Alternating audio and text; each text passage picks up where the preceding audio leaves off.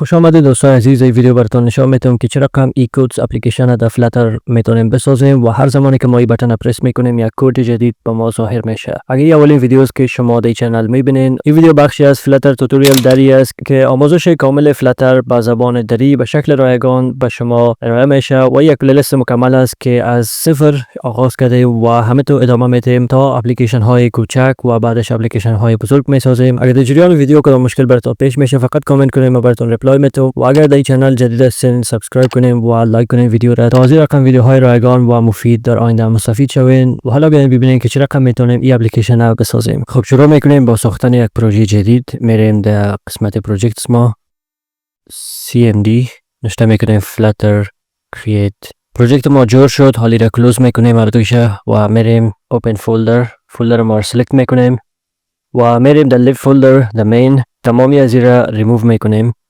در پایین یک ست فول ویجت میسازیم STFL کنترل سپیس و نامش میمانیم codes app و ایره کاپی میکنیم در مین متد همچنان و در قسمت متریال اپ میسازیم. متریال اپ داخل از این داریم هوم، سکافولد و حال پیش از این که ما دیزاین خود جور کنیم یک لیست آف کد جور میکنیم که او لیست آف کد ما رندملی نشان بدیم به یوزر. خب من اینجا جور میکنم فاینل لیست مپ استرینگ. خب داخل از این لیست ما بعضی از کد ها را کپی پیست میکنم از اینترنت. خب بعضی از کد ها را با مثل مپینگ برش دادیم که اینجا یک مپ ماست و کی ولیوش کد است و آتور نام آتور است و این کد ها را ما رندملی در کانتینر خود نشان میدیم. خب در پایین یک وریبل دیگه میسازیم که کرنت کد یا کد فعلی ما را اترک کنه و هر بار که ما بٹن پرس میکنیم امی کرنت کد ما با یک کد جدید از لیست چنج میشه. به خاطر از او فقط یک مپ میسازیم به جای از اینکه لیست آف مپ بسازیم و اینجا نشته میکنم current code و همچنان بعد از این یک متد میسازیم به نام get random code که اون نشته میکنم void get random code که آن پرس بٹن ما را کال میکنیم باز و در اینجا یک لوجیک نشته میکنیم که از بین از این لیست آف کود یک رندم کود انتخاب کرده و او را در current code استور کنیم. خب به خاطر از او اول یک وریبل میسازیم به نام random که یک کلاس داریم رندم که از مات پکیج به ما اویلیبل است که توسط از این ما میتونیم رندم نمبر جنریت کنیم. فقط اینجا ماکسیمم اینتیجر نمبرش برش میتیم و این بر ما از صفر تا همون نمبر بر ما یک نمبر جنریت میکنه رندملی. هر باری که میتونه کال کنیم یک نمبر مختلف بر ما میته و اینجا نشته میکنیم set state و current code codes of random dot next integer و در اینجا لیست ما را لنت ش پاس میکنیم dot length. خب هر باری که ما این متد کال میکنیم یک رندم کد از اینجا انتخاب میشه و در کرنت کد استور میشه. خب حالا اولین باری که ما اپلیکیشن رن میکنیم همچنان باید ایره متد کال کنیم به خاطر که اولین بار ما هیچ کد در کرنت کد خود نداریم. به خاطر ایره ریموو میکنیم و این متد در قسمت کال میکنیم بعد از init state. حالا بیاین که در پایین داخل اسکافولد اپ بار بسازیم. تایتل داریم text codes app center through background colors deep purple. بعدش داریم body داخل از نشته میکنیم center child. یک پادینگ میتیم پادینگ 16. داخل از یک کانتینر میسازیم و داخل کانتینر ما یک کالم میسازیم کالم children داره. خب داخل از این کالم قسمی که دیدین یک علامه کد داریم، باز بعدش تکست کد است، باز نام آتور است، باز بعد از یک بٹن داریم. او را به ترتیب در داخل کالم جور میکنیم. اولش یک آیکن میسازیم icons.code. اگر نشته کنیم اینجا داریم format code. کلرش هم میسازیم colors.white. سایزش هم میتیم 50. بعدش یک sized box میسازیم height 12. باز یک تکست میسازیم text code. اینجا چک میکنیم current code of اینجا کیش میگیریم code و ایره در بین از این دو قوسک نشته میکنیم single quotation و در بین از این و اگر داخل از این چیز نمی باشه فقط یک empty یا خالی string نشان میتیم. اگر می باشه کودش نشان میتیم. این گس نل چک است، نل سیفتی چک.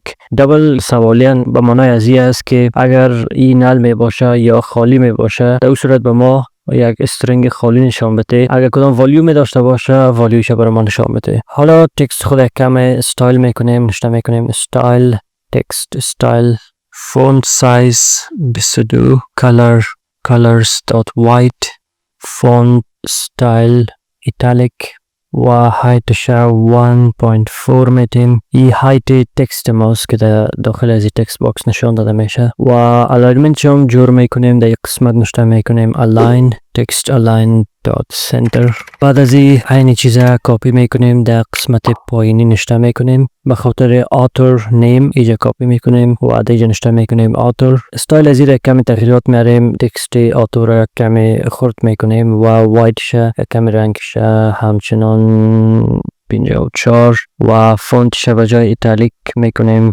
بولد و ایشم نورمال. بعد از این یک سایز باکس میسازیم. اینجا یک elevated بutton میسازیم. elevated button چالش میتیم تکست نیو کود. بیاین که یک elevated button dot icon استفاده کنیم به جای نرمالش که بتونیم به بتن خود یک آیکون هم بتیم و اینجا به جای چایلد میتونیم بتیم لیبل. آیکانش نشته میکنیم icons dot refresh.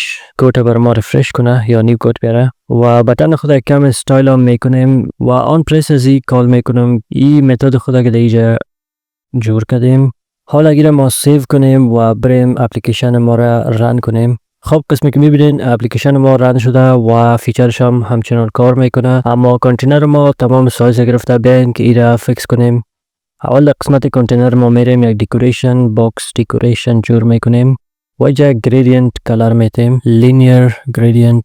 این کلر برش پاس میکنیم که از دیپ پرپل تا پینک اسنت بگیره و از قسمت بالا چپ شروع کنه و تا قسمت پایین راست ختم. و ردیوس همچنان میتیم کانتینر خود ردیوس باردر ردیوس دات سرکولر 16 و یک شادو همچنان میتیم شادو باکس شادو. ایره سیو میکنیم و میبینیم که اینجا یک شادو همچنان افتید. پادینگ همچنان میتیم تا کانتینر ما پادینگ ایجنسیتس. این فقط دیزاین هاست که ما با خود کار میتونیم فقط دیزاین چینج میکنیم و میبینیم که کانتینر ما هنوز هم تمام سایز در اسکرین گرفته. ایره میریم در قسمت کالم ما و نشته میکنیم مین اکسس دات سایز و مینیمم سایز بگی. همه چقدر که کانتنت است همه قدر سایز میگیری و بک‌گراند ما اینجا پرپل است به خاطر ای خوبش معلوم نمیشه کمه.